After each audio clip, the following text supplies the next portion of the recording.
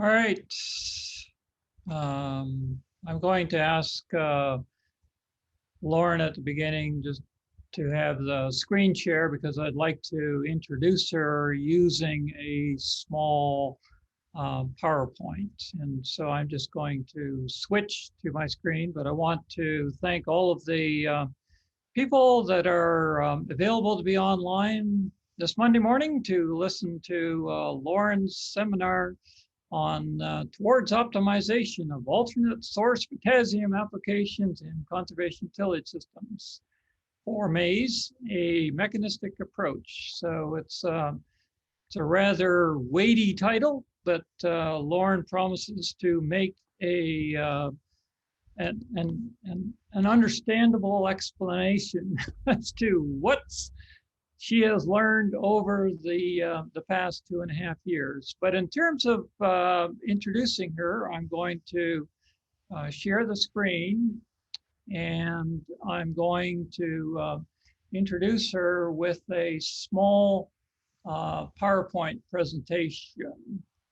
And so I'm going to start here with Lauren's first fall. So first of all, you need to understand that Lauren came to Purdue University from Iowa State University. She graduated there in May of 2018, and she was immediately pressed into service in terms of the large and ongoing experiments from other graduate students, like I believe this is Leah's experiment in this particular case. And so she was pressed into service, and she was always a willing field worker. Her own project involved a strip tillage, and she's going to introduce that to you in a little while, as well as how it contrasted with no-till and chisel plow systems for the potassium management situation that she's going to outline in greater detail. Her work involved indoor work as well, and that included a lot of grinding of plant tissue samples. And here she's shown with Nick, who happened to be a previous graduate from our program in March. Back in the days before COVID had sort of struck Indiana, and back in the days when people were able to defend in person rather than via Zoom meetings like we're doing today. Lauren's activity in the field is pretty much all season long. Here she's shown removing some plant samples at about the V8 stage this summer. But Lauren's passion is potash, or at least that's what it was for this 2.5-year sojourn. And she worked with potassium primarily in her professional presentations, in this particular case at the American Society of Agronomy in 2019, when we were able to visit in person. She won a lot of awards, both from the teaching side, because she was very involved in crops judging in the agronomy department, and she was also involved at the American Society of Agronomy in terms of their graduate student promotion efforts. And so she's won awards sort of at the society level, and she's also won awards from the Indiana Corn Marketing Council for a full-year assistantship working on this potassium placement project. While working on her thesis, she also completed some certificates, and one of those was as a forklift truck operator. But the more important one was earning a CCA advisor, becoming certified as a crop advisor. So that enables her to professionally, say, continue in that program while when she returns to Iowa. She helped out a lot in extension in terms of presentations that we made in person and in the field, whether it was at Purdue, as this one is, or at the Agronomy Center for Research and Education close to West Lafayette. She participated in a large on-farm potassium application project where our focus was on in-season potassium application. And this was a project that we was partially funded by the Indiana Corn Marketing Council and involved the cooperation of series solution people, including people like Troy and Betsy Bauer and cooperating farmers. But at the same time, she was able to play some baseball, and this shows the championship team from 2019. And this is going to be my last picture of Lauren. And it's before you are going to hear her presentation. And I just want to make the comment that at heart, Lauren is a people person. And so this whole COVID thing has not been, you know, something that that is exciting for her because she so much enjoys being in the context of people. And there is, as there is for all graduate students in our department, a small price to be paid or a small loss that's associated with social isolation during this time. But she has made the best of it. And you're going to hear that in the presentation today. So I'm going to say it's been fun being an advisor to Lauren. It's been a learning experience, and we're going to hear now what she has learned in her thesis research. So I will stop sharing. Thank you, Tony, so much for that introduction. Okay, so let's get started. So hello, everyone. My name is Lauren Schwarck, as Tony mentioned, and today I will be presenting a synopsis of the research I've been completing over the past 2.5 years. Okay, so just an overview of how we're going to move through this presentation. First, I'm going to start with an introduction just to kind of set the basics for everybody. Then I'll move to the objectives for the study that we completed. Next, we'll talk about the materials and methods, moving on into results and potassium insights, and then finally concluding with a summary and some acknowledgements I'd like to make. And throughout the course of this presentation, you'll notice at the top of the screen, we have kind of a progress bar of where we're at within the sections of this presentation.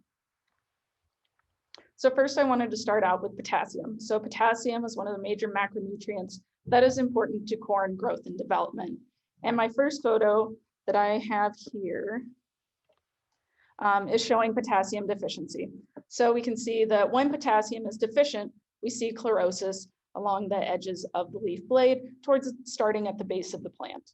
So potassium is necessary to a variety of mechanisms within corn, whether it's water regulation, we see here in this picture with leaf rolling when K is deficient, root architecture, where we see a much larger root mass when K is applied, or plant architecture, where we see general size of the plant increasing, or grain filling, where we see differences in ear size.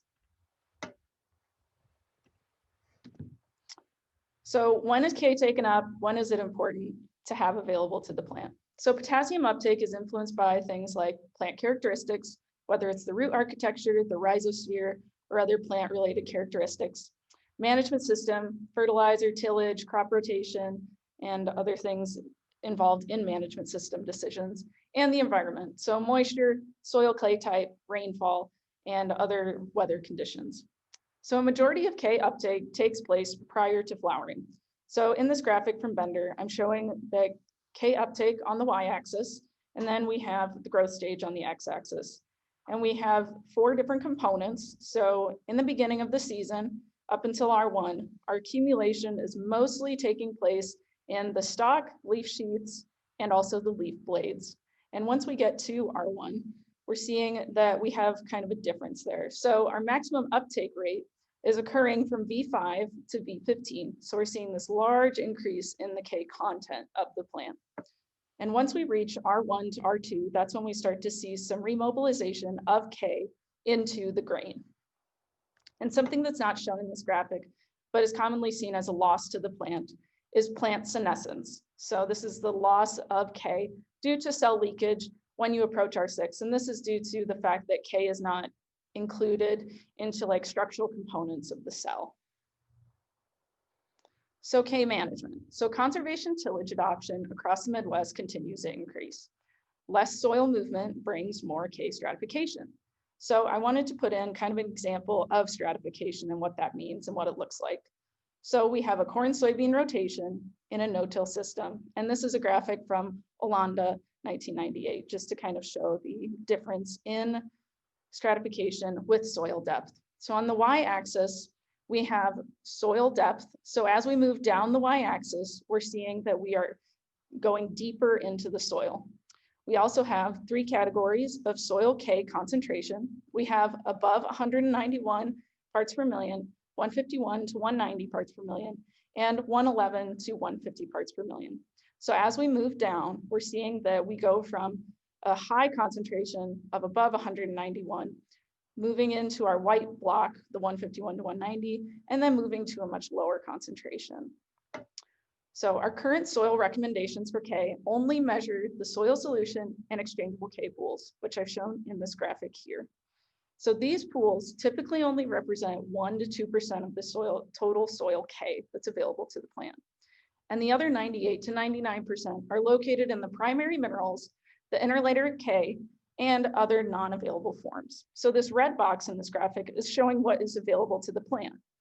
Although we can measure the soil solution and exchangeable K, we really don't know what the supplying power of interlayer K and primary minerals is during the growing season.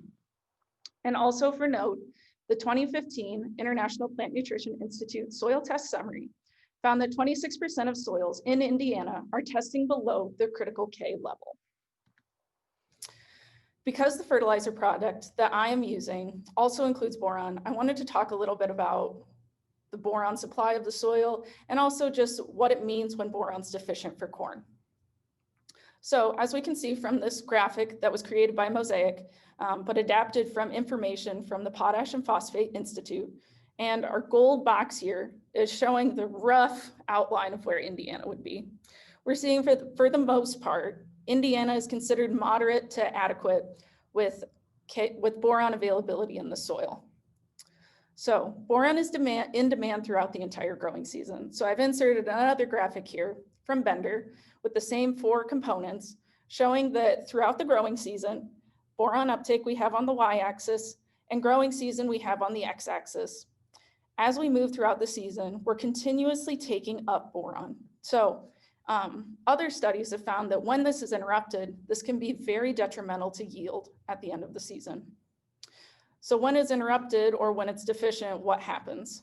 The reproductive organs are most sensitive when boron is considered deficient, whether that's underdeveloped anthers, like we see in this photo, or we see silk number and length dramatically reduced. So we don't see any silks extruding here, and we see very few silks compared to a boron fertilized ear.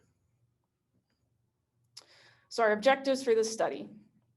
So for this presentation, I wanted to highlight key findings and internal mechanisms influenced by Aspire application regarding strip till timing effects. So we looked at fall versus spring, the Aspire rate reduction consequences in strip till, and also conservation tillage influence on plant growth and development. So let's move into our materials and methods. So a majority of our site years were located at Acre near West Lafayette, with a single year at PPAC near Wanata, Indiana. So for this experiment, we repeated this experiment within each field. So I'm going to draw your attention to the graphic here on the right, just so I can explain this. So in 2016, we began our maize years in field 111, and while field 131 was in soybean. Following 2016, when 131 rotated to corn, we took measurements there. And then when we moved back to field 111 in 2018, we had the same treatment positions as we did in 2016. We then rotated back to 131 in 2019. And again, used the same fixed treatment positions. So we only took measurements during the corn years, and no Aspire was applied during the soybean intermediate years. The hybrid for all of the acre locations was Pioneer 1311, and at PPAC in 2019, we used Pioneer Hybrid 0574. Our average density was 81,000 plants per hectare, and I've also noted our soil types here. So for field 111, which we used in 2016 and 2018, we had a Drummer and Rob Breton complex, so it was a combination of those two soil types. And for field 131, we had a combination of a Drummer and a Toronto Millbrook complex. And then at field F West, we had a Sweba loam. So the analysis that I took for this experiment, the tables and bar graphs that we're going to be seeing today, these looked at subsets of treatments. So either we were looking at strip till timings at all rates, or we were looking at all tillage systems at the 0 and 108 kilograms K per hectare rates. We used a general linear mixed model using the mixed and Glimix procedures in SAS at a P less than 0.05, and maize years were analyzed separately. So when I refer to this, I'm talking about how in field 111 in 2016, field 131 in 2017, and field F West in 2019 were pooled together. In 2018, field 111 and 2019, 131 were pooled together for a second year so that we could look at the difference due to management system from one corn year to the next corn year. But they're not compared directly. And also for this presentation, I utilized simple linear regressions to look at trends within each year for all tillage systems at only the 0 and 108 rates. Because this is an experiment that is looking at K management, it's always important to take into consideration the inherent soil K. So for each year, Malic 3 was used as the extractant. So we have here in our table, our plant available K concentration. And this K concentration is the 0 to 20 centimeter depth, and it's the average for the 0 treatments of all tillage systems. So for each year, soil samples were collected for each plot in all replications within each site year. And soil sampling was completed shortly following planting and after fertilizer had been applied. So also I've included CEC because the 1995 Tri-State Guide utilized CEC as a way to calculate the critical level necessary to understand what the critical level was. With the recent revisions in the 2020 Tri-State critical K concentration, I've also included that as well. So in this graphic, we have here on the y-axis, plant available K, and we have site year along the x-axis. Our blue line at the top is showing the maximum average that we had for that site year. The middle dot is the mean, and the bottom blue line is the minimum. The red line is representing the 1995 Tri-State critical K concentration. So as we can see, there was variability within each location. And for most locations, we did have some averages that were above or below the critical level. And there were some slight changes in level of sufficiency with the Tri-State revisions, as we can see in this table up here. They weren't exactly, some were above and some were below what was recommended by the Tri-State, but for the most part, we didn't have a great change in what was considered the critical concentration.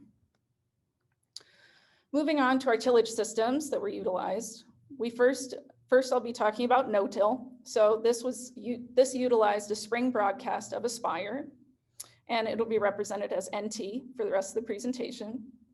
Next, we have strip till in the middle photo here. And this was completed using a soil warrior.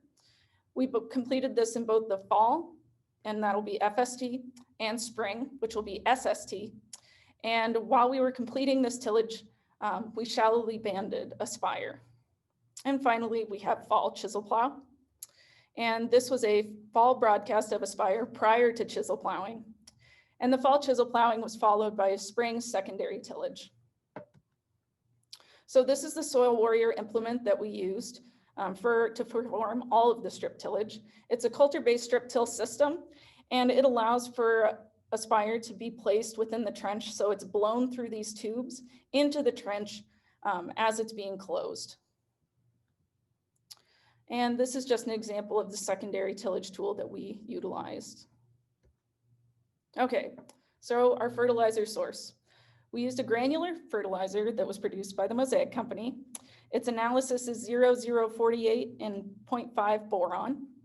It is a potassium fertilizer that is infused with boron. So this allows for the distribution of a micronutrient more evenly over a large area. And following 2018, this fertilizer incorporated 2 forms of boron. So prior to 2018, it only included the sodium borate, which is easily dissolved. And following 2018, it incorporated both sodium borate and calcium borate. So calcium borate is considered more recalcitrant and could potentially be extending the availability of boron.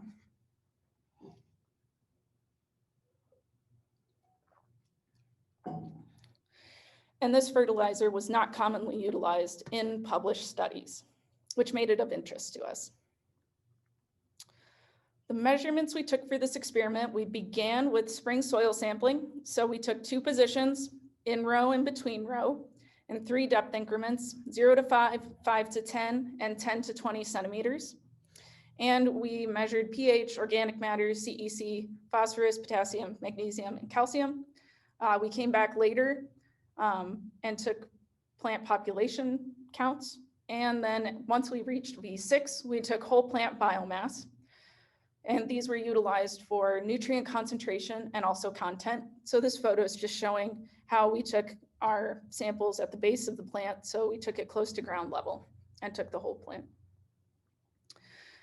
Once we reached V8 in 2019, we noticed that there was a height difference between those that were fertilized and unfertilized with Aspire. So we took height measurements in 2019. And we also took LAI measurements at V14 with our Lycor instrument I've pictured here. We also designated flowering zones. So in this photo, I'm showing our flowering zones that we used to measure anthesis and silking. In 2019, we wanted to also capture to see what if there was a height difference still between the fertilized and unfertilized treatments. And so we took heights in 2019 at acre. Then we also came back and took R1 earleaf samples. And these were used for nutrient concentration measurements in all years. But starting in 2018, we took specific leaf content measurements, which included the measurement of leaf area using this Lycor instrument here. We also came back and took R2 LAI measurements. And then at the end of the season, we took whole plant biomass samples. So this is a picture of the whole plant biomass we took out of the field. An example of ear bags that we took out of the field. And then for grain yield, we did combine harvest, and we also did ear photometry and yield component analysis. Okay, so first we'll be moving into soil K. So because of low soil mobility, stratification is common with low disturbance tillage. So what we have here, since we have our plant available K concentration on the y-axis, and then on the x-axis, I'm showing the 0 and 108 kilogram K per hectare rate of Aspire.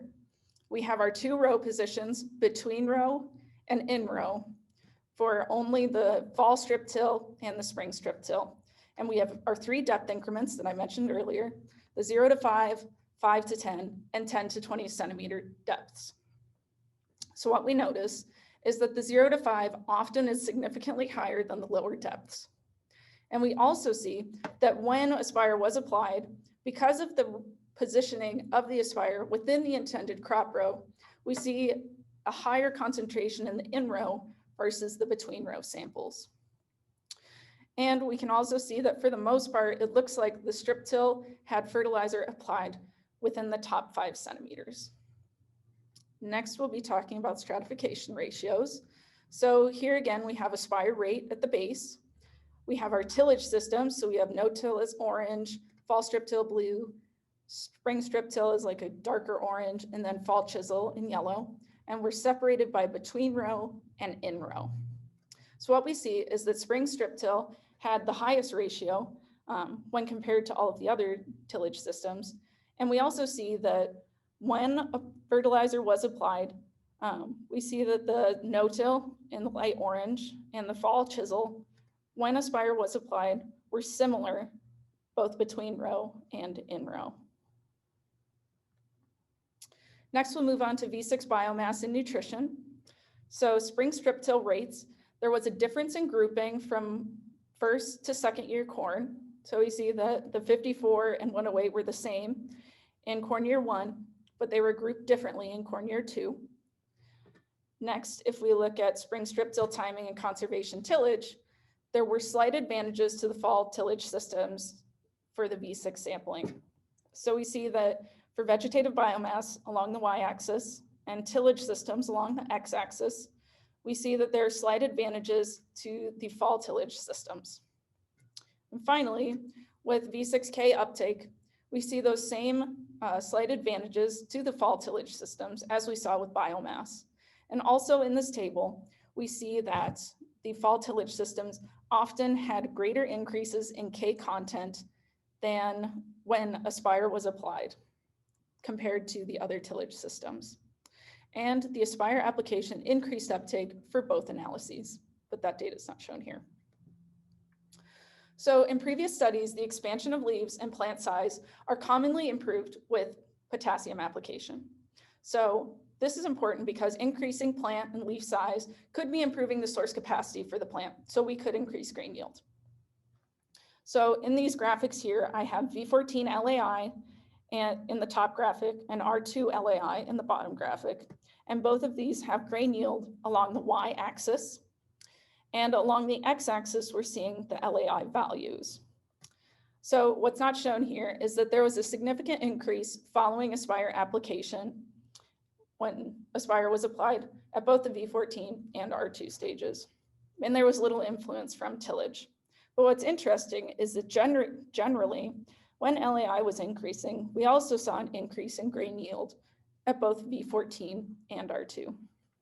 And with the plant height measurements that were only taken in 2019 acre, we saw a significant increase in height from Aspire, increasing by 19% at V8 and 8% at R1.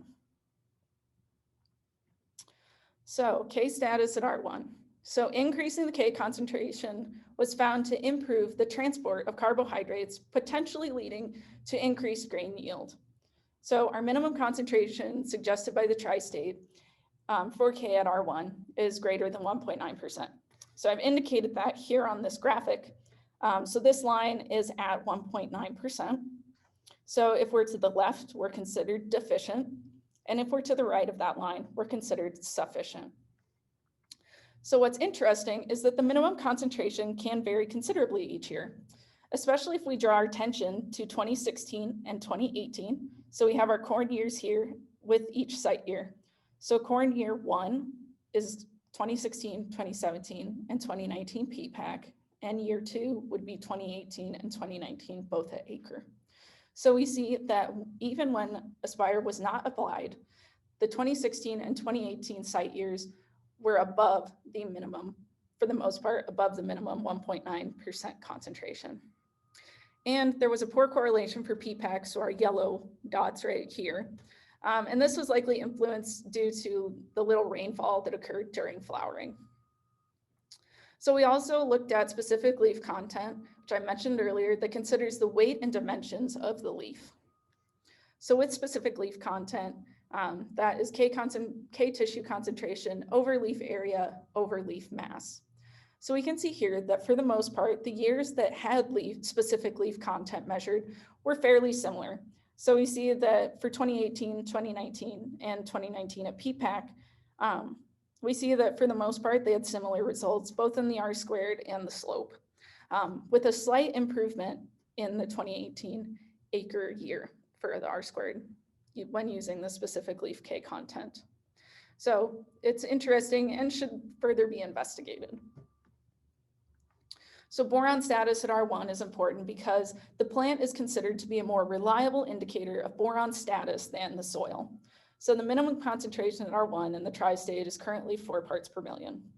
So if we have our boron concentration along the y-axis, like I have here for this box and whisker plot, and site year along the x-axis, we can see that if you're below this line, that means you're deficient. If you're above this line, you're considered sufficient. And I've just changed from referencing the K that's been applied from the Aspire to the boron applied, so we can get a better understanding of what boron is doing. So from the addition of Aspire, we saw a significant increase in boron concentration. So in this table down here, for corn year 1, we see that they're significantly different. In corn year 2, we see a significant increase as well. And what's interesting is, at R1, the half rate of Aspire for both corn year 1 and corn year 2, they were both statistically it was statistically the same as the full rate of Aspire applied. And there were no differences due to strip till timing or tillage / placement. So K uptake and removal. I'm just going to take a drink here. So in our previous literature, harvest index is the efficiency of partitioning to the reproductive organ. And this is an important consideration when you're looking at the removal of nutrients from the field. So potassium application has also been shown to increase N utilization and grain yield. So I also wanted to look at total N uptake. So when I'm talking about total uptake, I'm referring to the sum of the leaves, stem, grain, and cob, so the whole plant. For total K uptake, the application of Aspire at times led to a significant increase in K uptake. So in my graphic, in my table up here, we see that there was a slight increase in K uptake for year 1, but it was significant in year 2. We also see some slight increases in nitrogen uptake following Aspire application. We see a slight increase in year 1, but it was significant in year 2. Next, I want to move on to K harvest index. So there was a general reduction in K harvest index. However, it was only significant in year 2, as we can see here. And what's interesting is grain concentration was increased in both corn years. So we have that here in our last column. Finally, we have grain yield. So we saw a significant increase in grain yield due to Aspire application for both analyses. And this is interesting because we were even on soils with moderate K levels, and the grain yield was still increasing. We saw no difference in yield between the strip till timings, which suggests there could be more flexibility for farmers in delegating labor in the fall. For our strip till rate in corn year 1, we saw that the 58 and 108 rate were considered the same, but following in year 2, we see that the 54 rate is not considered different than the 0 or high full rate of 108 kilograms K per hectare. And with conservation tillage placement, there was no interaction between Aspire and tillage, suggesting there was no advantage to a placement and Aspire combination. So finally, I'd like to make some conclusions and insights that we saw through this data today. So a variety of mechanisms could be influencing grain yield from the application of Aspire. However, it is unclear if the impacts are due to potassium, boron, or to both nutrients. Aspire application commonly led to grain yield increases, even when the K levels were considered moderate to optimum. For strip till timing, there were some differences early in the growing season, but these became less evident upon reaching the reproductive phase. And with optimal soil conditions, this experiment suggests that the timing of strip till could be flexible, which is important for today's growers that have to allocate labor during the fall. As far as conservation tillage and placement, Aspire application did have an impact on plant nutrient status during the season and final grain yield. What's more important is to have the application than the selected tillage or placement. And Aspire rate and strip till systems, there were few consequences initially to rate reductions under similar field conditions in strip till systems in year 1. But further long-term research is necessary to better understand the reduction of fertilizer in strip till systems.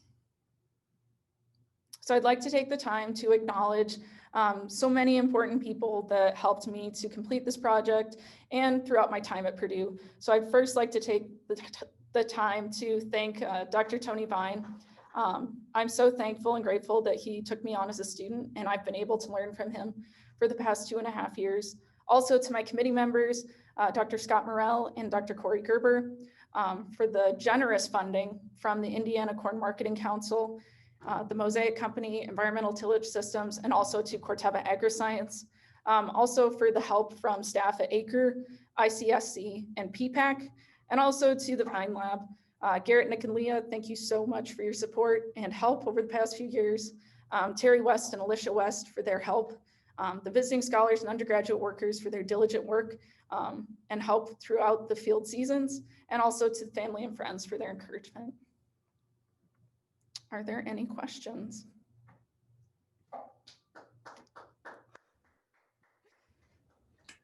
Very good. Lauren, thank you for a succinct seminar. And there's an opportunity here to ask questions, and you can volunteer them just by voice alone. If you want to wave, then you'll have to turn on your video to catch our attention. But this is an opportunity really to respond. And yeah, Lauren, I'm glad you got your presentation up there, because that gives an opportunity to go back to a particular slide if there's an interest in one for a more specific question. We have a number of people that were able to join, some representing industry and some more the academic side, and we'd be happy to entertain questions from anyone. Lauren, I have a question. Yeah. So you talked about boron and showed there was quite a bit of variability of boron by location and by year. Mm-hmm. Do you know why that might be? That could be a few factors. I mean, it could be just the inherent variability of like the environmental conditions. It could also be the supplying power of the organic matter of the soil. And there are a few reasons that there could be that variability there. So another one that you may not have thought of is boron is deposited from power plant deposition. Oh. It's a significant sort. Okay. And so you might want to think in terms of where the power plant, downwind of power plants are versus boron. Oh yeah, that's a good point. I'll have to look into that. That's one of the reasons why boron deficiency is more likely today, is just because of the fact that we have less deposit, you might say, from the atmosphere. Right. That's a good question, though. Brent Brulin is asking a question, and I'll just voice it because he put it in the chat box. Did I see that meters deep? Was there a reason for that depth, and is that correct? So we were seeing the concentration difference from spring strip till within the first like 5 centimeters of the soil. So that's where we were seeing that concentration difference. Was there a reason for that depth? That was just kind of what we saw from the application itself. So. Maybe you could just re-emphasize again for the spring strip till system, how soon after application you were doing the 3-depth soil sampling? So the application timing depended on, of course, weather conditions, but for some locations, we were sampling approximately a week to 2 weeks after our spring strip tillage had been completed. Right. And so you were blowing into the area as it was being mixed, and as the coulters were establishing the ridge. So, okay. Is there any, feel free to use the chat box. I'm glad that Brent did so, but if there's others that want to ask a question by chat box, that would be great. Another question?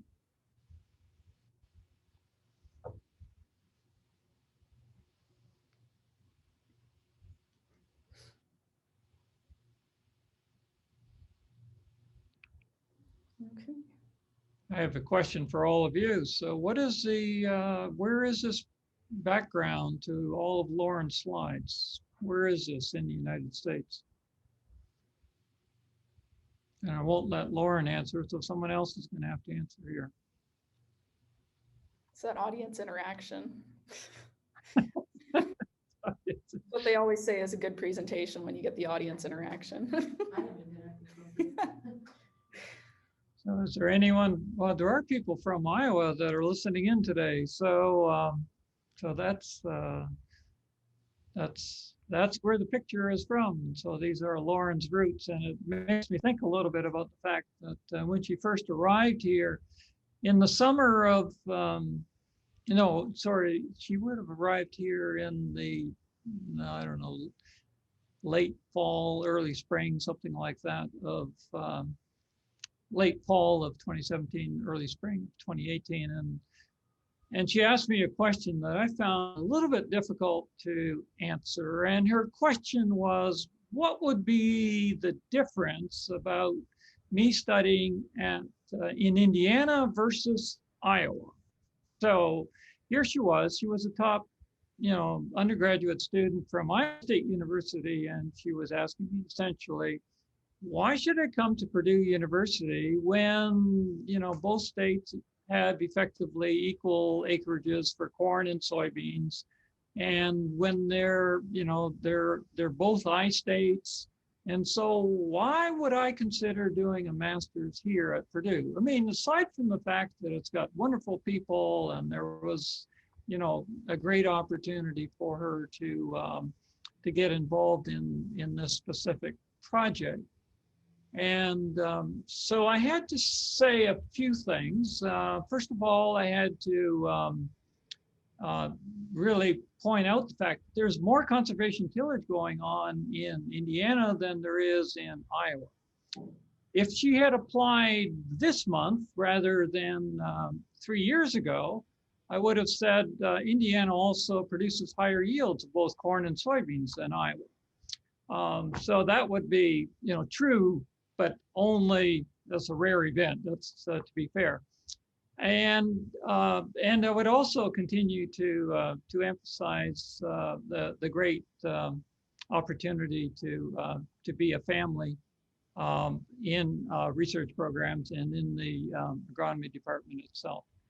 But any other questions here from the committee? Okay, there's a question. Have you interacted with Mosaic recently with these resuls? I have Or not maybe you could say- interacted recently. Yeah, or just how have you interacted maybe? Oh, with- how I interacted. So I have presented some information to Ross Bender. I haven't talked to him in a while, but I hope to present more to them in the coming month. Right. So this will be part of an ongoing story, and there is another opportunity really to pick up on these results through the North Central Soil Fertility meeting. And we can make that link perhaps more available when that presentation comes online, because that was just presented last week. Okay, any other question or comment? Thank you for everyone for attending, and let's all give a round of applause to Lauren for a great presentation today. All right, thank you everyone, and I'll ask Lauren to sign off here.